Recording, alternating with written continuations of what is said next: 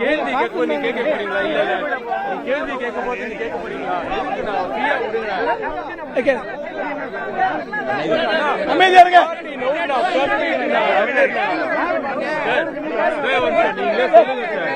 நீங்களே கொஞ்சம் சொல்லுங்க சார். கொஞ்சம் சொல்லுங்க. மைக்கு எல்லாருக்கும் கஷ்டம்.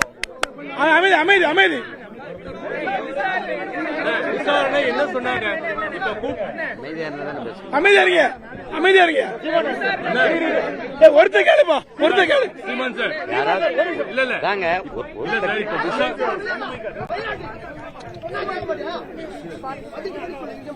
சார் சீமான் சார் இப்ப வந்து விசாரணை பேர்ல கூப்பிட்டு என்ன உங்ககிட்ட கேட்டாங்க? நீங்க என்ன சொன்னீங்க? இல்ல அது கொஞ்சம் பின்னாடி அமைதியா இருங்கப்பா. அமைதியா இருப்பா. சார் சீமான் சார் சீமான் சார் விசாரணைக்கு உங்களை அழைச்சாங்க. இப்ப வந்து போலீஸ் தரப்புல என்ன கேட்டாங்க? நீங்க அதுக்கு என்ன சொன்னீங்க? இல்ல அதே பழைய கேள்விதான். நீங்க எல்லாருமே சத்தம் போட்டிருந்தீங்க, நான் பேசுறது கேட்காது. சரி சொல்லுங்க. நீங்க சொல்லுங்க சார். இல்ல அதே முன்னாடி வந்து ஒரு 3 மணி நேரம் இது காவல் நிலையத்தில் வந்து வேற ஒரு ஆய்வாளருக்கு நான் இந்த விளக்கம் கேட்டாங்க, பதிவு பண்ணேன். அதே தான் ரொம்ப அது என்ன நடந்தது எதுங்கிறது அதே திருப்பி இது ஒன்றும் புதிய ஒரு கேள்விகள் ஒன்றும் இல்லை. அதுக்கு உரிய விளக்கத்தை நான் கொடுத்துருக்கேன். இது ஒன்றும் இல்லை. ஏன்னா எங்க உங்க வீடு எங்க உங்க முகவரி எங்க எப்ப சந்திச்சீங்க எப்ப இது என்ன நடந்தது அதே கதை தான் இது. இல்ல இல்ல தேவைப்பட்டா மறுபடியும் விசாரணைக்கு நீங்க ஒத்துழைக்கணும் இருக்காங்க. சரி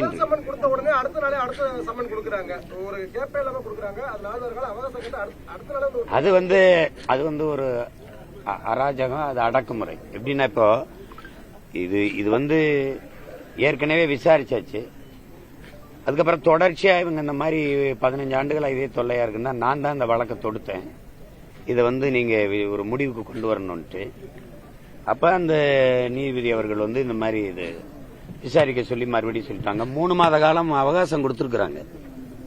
அப்ப 3 மாச காலம் இருக்கும்போது இது 3 நாள்ல விசாரிச்சு முடிக்கணுங்கிற அவசியம் இல்லை. எனக்கு முதல் அழைப்பானையை வீட்டில் வந்து கொடுத்தாங்க. இப்ப ரொம்ப காத்திருந்து தான் கொடுத்தாங்க. அப்ப நான் உடற்பயிற்சி கூடத்துல இருந்து வந்தேன். அப்ப சொன்னேன் நான் இந்த மாதிரி பயணப்பட்டு இருந்தேன். இப்போ நான் கட்சி வேலை திட்டமிட்டேன், எல்லாருக்கும் சொல்லிட்டோம்ல. அப்ப அந்த முடிச்சுட்டு வந்தவொடனே நான் வரேன்னேன். அதுக்குள்ள அவசரமா உச்சநீதிமன்றத்தில் இந்த வழக்கு நான் மறுபடியும் மேல்முறையீடு போனேன். அது என்ன ஆயிடுச்சு அப்படின்னா விரைந்து அந்த வழக்கு வந்துடும். வழக்கு வந்து அது உங்களுக்கு தெரியும் என்ன ஆகும்ட்டு. அதனால இது அவசரமா இந்த மாதிரி எடுத்து இப்படி இப்ப நீங்க காலையில இருந்து என்னை சுற்றி தான் நீங்க எல்லாரும் நிக்கிறீங்க. என்ன அசிங்கப்படுத்திடணும் அவ்வளவுதான். அதுல அசிங்கப்படுத்தணும். நான் இதெல்லாம் ஐயோ அப்பான்னு விட்டுட்டு சொந்த ஊருக்கே பொழப்பாக்க போயிடுவேன்ட்டு ஒரு எண்ணம் தான், வேற ஒன்னும் இல்லை. அதுல இல்ல இல்ல அதுல என்ன வேலை பாருங்க. இல்ல அதுல இது அவசியம் இல்லாது வந்து வீட்டுல போய் ஒரு அழைப்பானையை ஒட்ட வேண்டிய அவசியம் இல்லை. அவங்க சொல்றாங்க வீட்டுல யாரும் இல்லைன்னு. ஆனா அவரு வீட்டுல யாரும் இல்லைன்னு ஒருத்தர் சொன்னாருன்றாங்க. வீட்டுல இப்ப 2 பேர் இருந்து கைது பண்ணீங்களா? அவங்க எல்லாம் எங்கதான் இருந்தாங்க? என் மனைவி மேலதான் இருக்கிறாங்க. அவங்க தெரிஞ்சிருக்கலாம். இல்லைன்னா என்னோட எண்கள் இருக்கு, எனக்கு என்னுடைய பகிரில இந்த இதே அனுப்பியிருக்கலாம். எல்லாருக்கும் தெரியும் நான் ஓசூர்ல இருக்கேன்னு. அப்ப காலையில கூட ஊடகத்தை சந்திச்சு பேசிட்டு இருக்கும் போதுதான் ஒரு தம்பி கேட்கிறாரு, ஒரு நிருபர் கேட்கிறாரு, இந்த மாதிரி உங்க வீட்டுல நான் ஒட்டிருக்கேன் அப்படின்னு. அப்பதான் எனக்கே தெரியும் ஒட்டுறதோட காவல்துறையின் வேலை உங்களுக்கு முடிஞ்சிடுச்சு. ஒட்டும் போது தடுத்திருந்தா பணி செய்ய விடாம தடுத்தாங்கன்னு நீங்க கைது செஞ்சிருக்கலாம். அது குற்றம்னு நீங்க சொல்றது சரி. ஒட்டிட்டு நீங்க போன பிறகு அதுக்கப்புறம் அதை அப்படியே வச்சு பூஜை செய்யறதுக்கு இல்லையே. அது ஒட்டிட்டீங்க, நாங்க பாத்துட்டோம், கிழிக்கிறோம். அது எப்படி குற்றமாகும்? அழைப்பான யாரும் கிழிக்க கூடாதுன்னு இருக்குதா? இப்ப எனக்கு நீங்க கொடுத்தீங்க, கையெழுத்து போட்டு வாங்கினேன், அதை கிழிச்சு போட்டேன், என்ன பண்ணுவீங்க? கைது பண்ணி உள்ள போடுவீங்கள? இந்த மாதிரியான ஒரு அணுகுமுறை எப்படி? காவலாளி கிடையாது, ஒரு காவலாளி கிடையாது. அவர் ஓய்வு பெற்ற ராணுவ வீரர். என் மேல இருக்கிற அன்பின் காரணமா எனக்கு தனிப்பட்ட முறையில எனக்கு வந்து எனக்கு பாதுகாப்பு கொடுக்கணும்னு ஒரு நட்பு பாசத்துல வந்தவர் தான் அவரு. அவரு காவலாளி கிடையாது. எங்க வீட்டுக்கு காவலாளின்னு யாரும் கிடையாது.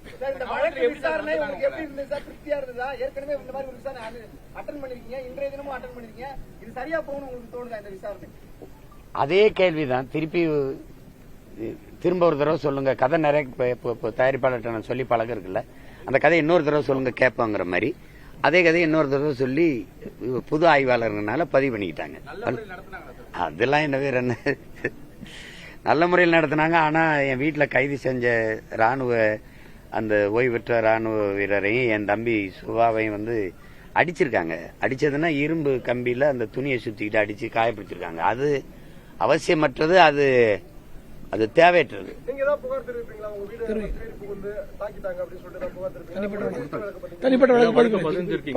அது கொடுத்திருக்கீங்க. நீங்க அவர் எப்படிப்பட்ட ஆய்வாளருங்கிறத காவல்துறை அதிகாரின்னு உங்களுக்கு தெரியுது. 2 நாள்ல அவருக்கு உடனே பிடி ஆணை வருது. அப்படின்னா என்ன அர்த்தம்? அவர் இதே வேலையா தெரியுறாரு. அப்ப அந்த வேலை நீங்க எப்படி வீட்டுக்குள்ள போய் நீங்க கிழிச்சதுன்னா அது கிழிச்சது குற்றமே கிடையாது. நீங்க ஒட்டிட்டு போயிட்டீங்க. ஒட்டினது வலசரவாக்கம் காவலர்கள். நீங்க நீலாங்கரையில் இருக்கிறீங்க. உங்களுக்கு தேவையே இல்லையே நீங்க வந்தத. அப்ப என் வீட்டு அந்த கதவுலயே அது இருக்கணுமா என்ன? அப்படி இருக்கா? நீங்க ஒட்டிட்டீங்க, படிச்சுட்டாங்க, நான் அங்க இருக்கிறவங்க எனக்கு தகவல் கொடுத்துட்டாங்க, நம்ம ஒட்டிட்டாங்க, சரின்னு. அதுக்கப்புறம் இது என் வீட்டுல இருக்கணும். எதுக்கு இருக்கணும்? மாலை 6 மணிக்கு ஏன் காலதாமதம்? இல்ல அங்கிருந்து வரும்போது 6 மணிக்குன்னு சொன்னேன். இங்க வந்தவொடனே என் தம்பிகள்கிட்ட சொல்லியிருந்தாங்க வழக்கறிஞர்கிட்ட 8 மணிக்கு வாங்கன்னு. 8 மணிக்கு நான் கிளம்பி வரும்போது சொன்னாங்க ஒரு 10 நிமிடம் தாமதமாவாங்க. அப்புறம் ஒரு 10 நிமிடம்னே நீண்டுருச்சு. அப்புறமா தான் தெரியுது முதல்வர் அவர்களுக்கு பிறந்த நாள் வர்றதுனால அவங்க பேசுறதுனால இப்ப நான் பேசுறத நீங்க எடுத்து போடுவீங்களா, அவர் பேசுறத போடுவீங்களான்னு இருக்கு இல்லையா? அதனால அவர் பேசி முடிச்ச பிறகு அதுக்கப்புறம் நீங்க வாங்க. புரியுதுன்னு நினைக்கிறேன். காவல்துறைக்கு அரசு தரப்புல இருந்து இந்த வழக்குல அழுத்தம் இருக்குன்னு நினைக்கிறீங்களா? இல்லாம எப்படி? இல்ல எந்த மாதிரியான அழுத்தம் இருக்கு? மொத்தமாவே இது அழுத்தம் தான். இது உங்களுக்கு ஒரு பாதிப்பை ஏற்படுத்திட்டு எது சொல்றீங்க? இருந்தாலும் ஒரு மன உளைச்சல் ஏற்படுத்துற விஷயமா மன உளைச்சல். இப்ப என்னையோ நானோ என் மனைவி ரொம்ப உறுதியானவங்க. என்னை பெற்றவர்களோ என் மாமியார் எங்க குடும்பத்தில் இருக்கவங்க. ஆனால் என்னை நேசிச்சு நிக்கிற என் தம்பி தங்கச்சியில் என் பிள்ளைகள் இருக்குல்ல, சின்ன சின்ன பிள்ளைகள், அவங்க மன வலி இருக்குதுல்ல, அது ஒண்ணு இருக்குல்ல. உலகம் பூரா எனக்கு சொந்தங்கள் இருக்காங்க. அவங்களுடைய வலி இருக்குல்ல, அவங்க வலியோட சில குரல் செய்திகளை சில செய்திகளை கடத்தும் போது கொஞ்சம் அது எனக்கு எப்படின்னா வலியா இல்ல, வெறியா இருக்கு. உங்களுக்கு புரியுதுன்னு நினைக்கிறேன். வெறிய நான் உங்களுக்கு ஒன்ன சொல்ல இந்த இடத்துல பதிவு செய்ய விரும்புறேன். என்னை ஐயா கருணாநிதி அவர்கள் பலமுறை சிறையில போட்டு இந்த தலைவனாக்குனாரு. இவங்க அப்பாவும் மகனும் என்னை இந்த மாதிரி செஞ்சு என்னை முதல்வர் ஆக்கிட்டு தான் போவாங்க. நீங்க வேணா அது நடக்கும், நீங்க எழுதி வைங்க, உறுதியா செய்வாங்க. சார் இன்னும் ஒரு விஷயம், எலெக்ஷன் வருது. இந்த கைது வளர்ச்சிக்கு காரணமா அதெல்லாம் தெரியாது. இது இடையூறு இல்ல. இடையூறு இருந்தா இத்தனை லட்சம் மக்கள் என்னை நேயிச்சு ஒரு எளிய மகனை புதுசா சின்னம் கொடுத்தாங்க. தேர்தலுக்கு 2 நாளைக்கு முன்னாடி சின்னம் கொடுத்தாங்க. 8வது பெட்டியில என் சின்னத்தை வச்சாங்க. கோடிக்கணக்கா காசுகளை கொட்டி இறைச்சாங்க. எந்த வேட்பாளரும் என் பிள்ளைகள் அறிமுகமான பிள்ளைகள் இல்ல. நானும் மிகப்பெரிய நடிகரோ புகழ்பெற்ற தலைவருடைய மகனோ அப்படிலாம் ஒண்ணும் கிடையாது. எங்களை தேடி 36 லட்சம் வாக்கை கொடுத்து தனிச்சு நின்று அங்கீகாரத்தை பெற்ற ஒரு கட்சிங்கிற இதுவரை தமிழக அரசியல் வரலாற்றில் தனிச்சு நின்று அங்கீகாரத்தை பெற்றது நானும், எனக்கு முன்னாடி ஐயா விஜயகாந்த். அவர் தெரியும் உங்களுக்கு, புகழ்பெற்ற ஒரு 40 வருடங்களுக்கு மேல நடிச்சவர். எனக்கு அப்படி ஒரு பின்புலம் இல்லை. ஆனால் என்னை மக்கள் அங்கீகரிச்சிருக்காங்கன்னா இதெல்லாம் எனக்கு ஒரு பாதிப்பும் இல்லை தானே. நீங்க ஒரு தாள் சோறு விட்டு கூட்டம் போடுவோம், ஒரு விளம்பரம் இல்ல. எந்த தலைவர் பேசுறதுக்கு மக்கள் கூடுறாங்கன்னு பாப்போம். காசு கொடுக்காம எந்த தலைவருக்கு ஓட்டு போடுவாங்கன்னு பாப்பான். அப்ப இதெல்லாம் என்னைய பாதிக்கல. இது என்னன்னா என் மேல என் மக்களுக்கு தெரியும். என்னை இது திட்டமிட்டு அவமானப்படுத்தி அசிங்கப்படுத்தி என் மேல இருக்கிற இந்த நற்பெயரை சிதைக்கணும்னு இந்த அரசு செய்துன்னு உலகத்தில் இருக்க எல்லாருக்கும்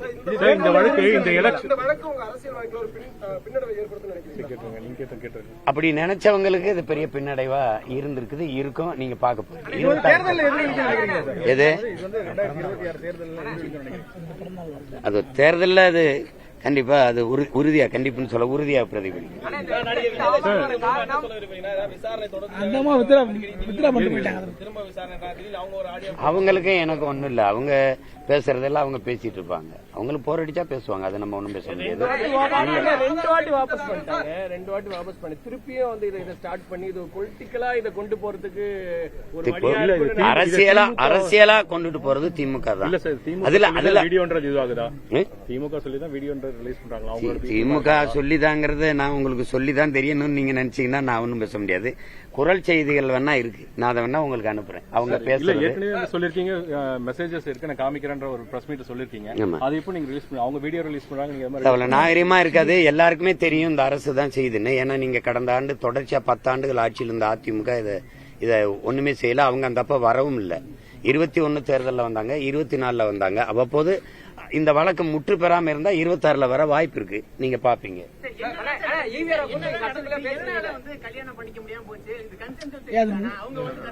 அப்படி ஒரு என்ன சொல்றது, ஒப்பந்தமோ அப்படி ஒரு இதோ இல்ல. ஆங்கிலத்துல கமிட்மெண்ட் சொல்லுவாங்க, அப்படி ஒன்னே இல்ல. அது சரியா வரல. அதோட அது திருமணம்ங்கிற அந்த இடத்துக்கே வரல. மொத்தமாவே ஒரு ஆண்டுக்குள்ள ஒரு 6-7 மாசம் தான் பேசி வச்சிருப்போம். அதுக்கப்புறம் நீங்க பாத்தீங்க 2008, 2009, 10 அந்த காலகட்டங்கள்ல நான் தொடர்ச்சியா சிறையில தான் இருந்தேன். அதுக்கப்புறம் 2009 இந்த இறுதியில நான் ஒரு 6 மாசம் சிறைக்கு போன போது 10ல. அதுக்கப்புறம் தொடர்பு இல்ல. வந்த உடனே தேர்தல் வந்த உடனே அதிமுகவை ஆதரிச்சு வேலை செஞ்சேன். அவங்க அதிகாரத்துக்கு வந்துட்டாங்க. சரி, இப்ப நீங்க பேசிட்டு இருக்கும் போது கூட காவல்துறை இப்ப வந்து போதும்னு சொல்றாங்க. அது அவங்க வேலை முடிஞ்சிருச்சு. பெரியாருக்கு எதிராக நீங்க சர்ச்சைக்குள்ள பேசுறீங்கல்ல, அதனாலதான் திகாவுல இருந்து அழுத்தம் கொடுத்து கைது பண்ணணும்னு பேசுறாங்களே, அது உண்மையா? அது இருக்குதுன்னு சொல்றாங்க. இல்ல, அவங்களுக்கே தெரியும். என்ன அவங்க கூட இருந்து வளர்ந்தவன் நானு. கைதுக்கு அஞ்சுறாலோ, இந்த மாதிரி இந்த மிரட்டல் உருட்டலுக்கு பயப்படுறாலோ அது இல்லைன்னா அவங்களுக்கு எல்லாம் தெரியும். முதல்வர் அவர்களுக்கு வந்து பிறந்த நாள் வாழ்த்து தெரியும். ஆமா, உறுதியா தெரிவிக்கணும்.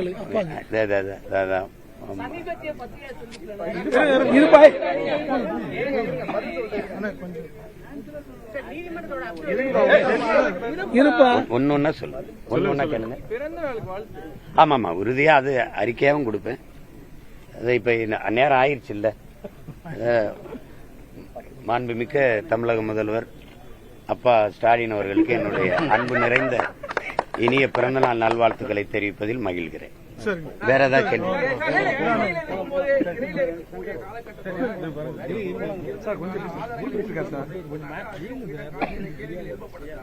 சிறையில் இருக்கும்போது எப்படி நடிகை விட சிறையில இருக்கும் போதெல்லாம் யார் அப்படி இருக்கக்கூடிய ஆகிய அலைபேசியே இருக்காது, ஒண்ணு இருக்கு.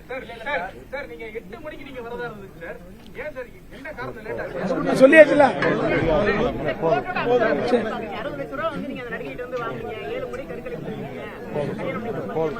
அதெல்லாம் அது வந்து உறுதிப்படுத்தாம அதை பதிவு செஞ்சிருக்க கூடாது. அதுக்கு தான் நான் உச்சநீதிமன்றம் போக வேண்டிய தேவை வந்தது. நீங்க கஷ்டத்துல வந்து என்னை சந்திச்சாங்கன்னு சொல்றீங்க. அப்ப 60 லட்சம் ரூபாய் எனக்கு கொடுத்தாங்கன்றீங்க. இதெல்லாம் எப்படி? அப்புறம் 50,000 என்கிட்ட வாங்கினாங்கன்றீங்க. கஷ்டத்துல இருக்கிறவங்க எனக்கு எப்படி 60 லட்சம் கொடுக்க முடியும்? 60 லட்சம் கொடுத்தேன்னா முதல் புகார்ல ஏன் அதை பதிவு செய்யல? நீங்க திருமணம் ஆச்சுங்கிறீங்க, முதல் புகார்ல திருமணம் ஆச்சுன்னு சொல்லியிருக்கணும்.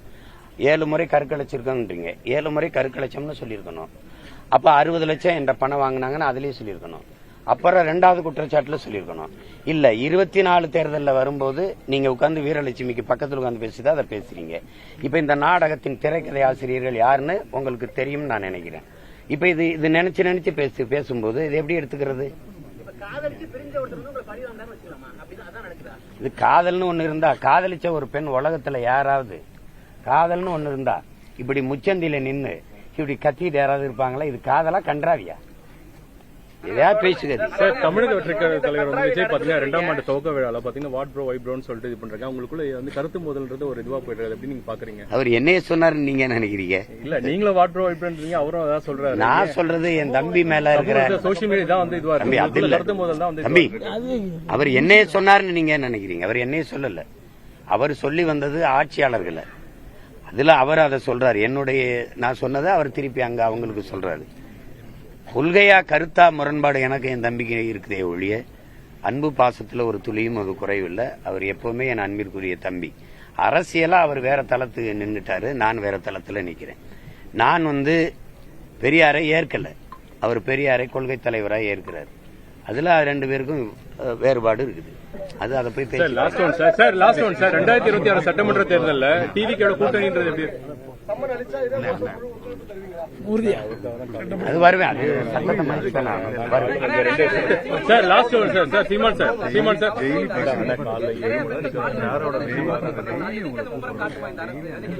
அதை எதிர்த்து நான் மட்டும்தான் போராடுவேன், இவங்க போராட மாட்டாங்க. அரசு காட்டல, அதை நான் கேட்டேன். நீங்க பல்கலைக்கழகத்திலேயோ பள்ளிக்கூடத்து பெண்களுக்கோ மனநலம் பாதிக்கப்பட்ட பெண்ணை 8 பேருக்கு மேல வன்புணர்வு செஞ்சிருக்காங்களா, அதோ பொள்ளாச்சி கூட்டு பாலியல் வன்புணர்வுக்கோ நீங்க எந்த நடவடிக்கை எடுக்கல, அது எடுக்க மாட்டாங்க. ஏன்னா அங்க சீமான் இல்ல, இங்க சீமான் இருக்கான். சீமானை சீண்டணும். ஏன்னா ஒன்னே ஒண்ணுதான், அவங்களால என்னை சமாளிக்க முடியல. புரியுதா? என்னுடைய உளவியலை இவங்கள உளவியலா சாகடிக்கிறது தான். உங்களுக்கு புரியுதுன்னு நினைக்கிறேன். 2026 தமிழக வெற்றி கழகத்தோட கூட்டணி இருக்குமா சார்? லாஸ்ட் சார் இது மட்டும் சொல்லுங்க சார் சீமான் சார் இது மட்டும் சொல்லுங்க சார் சீமான் சார் ஒரே நிமிஷம் சார். இல்ல என்னுடைய மனைவி என்னைய விட ரொம்ப மன உறுதி கொண்டவர். அவர் அவங்க பிறக்கும் போதே ஒரு அமைச்சர் மகள். எங்க மாமா உங்களுக்கு தெரியும், அவங்க இந்திய குடிமை பணிக்கு தேர்வு எழுதி அவங்க அதுக்கு பயிற்சி எடுத்துக்கிட்டு இருந்தவங்க. என்னைய விரும்பிட்டதுனால அதை விட்டுட்டு திருமணம் செஞ்சு வந்தாங்க. அதுக்கப்புறம் சட்டம் படிச்சு வழக்கறிஞரா இருக்காங்க. அவங்க என்ன சொல்றது, என்னையும் விட சிறப்பா பேசுற பேச்சாளர் எங்க மாமாவுடைய மகள். அதனால அவங்களுக்கு இதெல்லாம் சாதாரணம். அவங்க எப்பவுமே ரொம்ப துணிவா இருப்பாங்க. இதெல்லாம் எங்க வீட்டுல விவாதிக்கவும் மாட்டோம், பேசவும் மாட்டோம். எங்க பிள்ளைகள் எங்க குடும்பத்தில் இருக்க யாரும் இது விட்டு கேட்க மாட்டாங்க, பேசவும் மாட்டாங்க. சார் காலையில இருந்து வீரப்பன் மகள் தர்மபுரியில கூட வந்தாங்க அப்படின்னு யார் சொல்றா? அரசியல் கட்சி தலைவரை நீங்க எல்லாம் இப்படி பேசலாமா? ஒரு அரசியல் கட்சி தலைவரை, மக்களால் நேசிக்கப்படக்கூடிய இவ்வளவு பேரு மதிக்கக்கூடிய ஒரு தலைவரை நீங்க எல்லாம் இப்படி பேசலாமா? இப்படி நடத்தலாமா? அதனால நீங்க என்ன மதிச்சீங்க? அதனால நீங்க என்ன மதிச்சீங்க? என்ன பேசிட்டேன்னு சொல்லுங்க. நீங்க ஏதோ ஒரு பெண்ணை அப்படியே தூக்கிட்டு போய் நான் வன்புணர்வு செஞ்சு கதற அப்படி வன்புணர்வு செஞ்சு விட்ட மாதிரி நீங்க பண்ணிக்கிட்டு இருக்கீங்க. ஒரு நடிகை இவ்வளவு காலம் இருந்து அது தெருவா ஒவ்வொரு தடவையும் அசிங்கப்படுத்திருக்கும் போது நீங்க எல்லாம் அதை ரசிச்சுட்டு தானே இருந்தீங்க. ஒரு தடவை கூட நீங்க கேள்வி கேட்கல. என்னதான் உங்க பிரச்சனைன்ட்டு. திருமணம் ஆயிருச்சு, குழந்தைகள் ஆயிருச்சு, இவ்வளவு பெரிய மக்கள் முன்னாடி தினம் பேச்சுக்கு ஒரு மகனை, ஒவ்வொரு மக்களுக்கு பிரச்சனையிலும் நிக்கிறவன நீ இப்படி தினம் கவலைப்படுத்திருக்கீங்க யாரும் கேட்கல. நீ விரும்பி தானே நீங்க உறவு வச்சுக்கிட்டீங்க. அப்புறம் எங்க அதுக்கு என்ன பிரச்சனை? அதுல பிடிக்கல, பிரிஞ்சு போயிட்டீங்க. 15 வருஷம் ஆயிருச்சு. எனக்கு கல்யாணம் ஆகியே 14 வருஷம் ஆயிருச்சு. இதை யாரும் கேள்வி கேட்க மாட்டீங்க. உங்களுக்கு இதுல முகம் சுளிக்க வந்துருது. அந்த முகத்தை ஒரு தடவை காட்டுங்க, எப்படி இருக்குன்னு பாப்போம். அப்ப 15 வருஷமா என்னை பழி போட்டு அவமானப்படுத்துறீங்க. கோதரி திங்கிரியில எல்லாரும் என்னை என் குடும்பத்தை, என் பிள்ளைகளை, என் மயன் பெரியவனுக்கெல்லாம் நல்லா விவரம் தெரிஞ்சிருச்சு. இதெல்லாம் அவன் பார்த்தானே, அவன் நண்பர்கள் பார்த்தா என்ன ஆவாங்க? அதுல உங்களுக்கு முகம் சொல்லிக்க மாட்டேங்குது. கேவலப்படுற, அவமானப்படுறவன் சீமான், அவன் குடும்பம், அவன் பிள்ளைகள்னா என்னை சுத்தி நிக்கிறேன். இந்த என் மகன் நிக்கிறா, இவன் என்ன நினைப்பா என்னைய? அதெல்லாம் உங்களுக்கு அவமானமா இல்லையே, கேவலமா இல்லையே?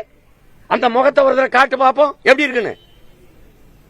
அதையே என்னைய சொல்லும் போது சிரிக்குத முகம், நாங்க என் ஆதங்கத்தை சொல்லும் போது அப்படி சுளிக்குது. என்னையா உனக்கு வந்துருச்சு? இந்த திமுக இருக்க ஒரு தலைவன் இத பத்தி பேச தகுதியோட இருக்குன்னு சொல்றான். ஒருத்தன் சொல்றா பாப்போம். ஒரு தலைவன் பாலியல் குற்ற வழக்கு, என்னையா குற்ற வழக்கு? என்ன பாலியல் குற்றம் நிரூபிக்கப்பட்டிருக்கா? விரும்பி உற வச்சுக்கிட்டு போனவா அவ. சேட்டை பண்ணிட்டு அலையக்கூடாது. முகம் சொல்லிட்டா சுழிச்சுக்கிட்டு எனக்கு என்ன? எவன் சொல்றான்? காலங்காலம் அதை பேச்சுக்கிறவன். இந்த திமுக அல்லக்கை பயில இந்த வாடகை வாய் நாய் பேசிட்டு வேற பேசுவான். அதான் தெரிவிக்கல, அதான பிரச்சனை. காலையில இருந்து வீரப்பன் மகள் உங்களோட இருக்காங்க, உள்ள வரக்கூடாது இல்ல அழுதுந்தாங்க, உங்களை அப்பான்னு சொல்றாங்க. அவர் தான் எங்க அப்பா மாதிரி எப்படி பாக்குறீங்க? என் மகதான் இல்ல, உங்களை அப்பான்ற வீரப்பனுடைய அடையாளத்தினாலே அவர் தடுத்து நிறுத்தப்பட்டார். அப்படிலாம் இல்ல, இல்ல அவங்க சொல்லிருக்காங்க, அவங்க பேட்டியை கொடுத்திருக்காங்க. அப்படியா? அவங்க அப்பான்ற பேர்ல அடையாளத்தால உள்ள விட மாட்டாங்க அப்படின்ற ஒரு பேட்டியை கொடுத்திருக்காங்க. என்னடா மலை அது மட்டும் இல்ல முத்தவர தாட்டை துறைமுகம் உள்ள விடல சொல்லுப்பா அந்த இடத்துல நிறுத்தினாங்க. சில அடையாளம் மட்டும் தடுத்துட்டாங்க. துறைய உள்ள அந்த பொண்ணை விடல. எழுதாங்க உங்க பேர் யாரு? இல்ல அது வழக்கை சுப்ரீம் கோர்ட் பேச்சு. தேர்ந்த வழக்கறிஞர் இருக்காங்க, அவங்க பாத்துப்பாங்க. சரி மகிழ்ச்சி. நன்றி நன்றி நன்றி நன்றி நன்றி நன்றி நன்றி நன்றி. 1.25 மணி நேர விசாரணைக்கு பிறகு சீமான் செய்தியாளர்களை சந்தித்து பேசியிருக்கிறார். இந்த விசாரணையின் போது பழைய கேள்விகள் தான் அதிகம் கேட்கப்பட்டது, புதிய கேள்விகள் எதுவும் கேட்கப்படவில்லை என்று சொல்லியிருக்கிறார். தேவைப்பட்டால் விசாரணைக்கு மீண்டும் ஒத்துழைப்பேன் என்றும் பேசியிருக்கிறார்.